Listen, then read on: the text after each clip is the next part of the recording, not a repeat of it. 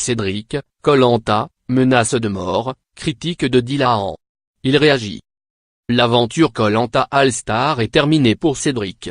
Le candidat a été éliminé de l'aventure au cours de l'épisode du 6 avril 2018. À cette occasion, Puro People s'est entretenu avec lui afin de revenir sur son parcours.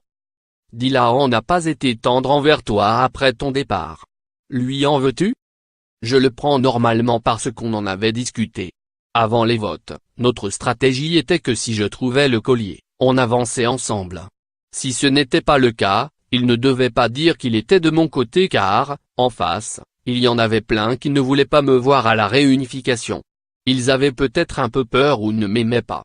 Donc il ne valait mieux pas que Dylan dise qu'il était de mon côté, c'était se tirer une balle dans le pied.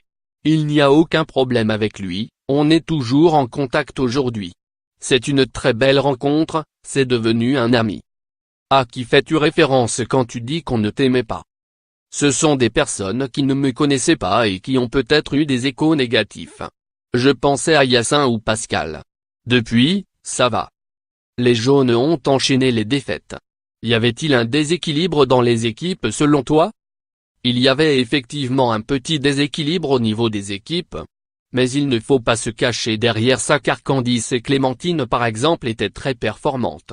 Je me rappelle que lors de mon édition, on était l'équipe la plus faible sur le papier, mais on a enchaîné les victoires. Le mental est hyper important. J'avoue ne pas avoir été au top sur certaines épreuves, mais je n'étais pas le seul. J'aurais aimé qu'on ne pointe pas les gens du doigt. Clémentine est souvent la cible de violentes critiques. Est-ce aussi ton cas? Lors de ma première édition, j'ai eu des menaces de mort, des trucs hallucinants. Là, j'en ai encore, mais en général, je leur réponds avec humour. Contenu exclusif ne pouvant être repris sans la mention puropeople.com.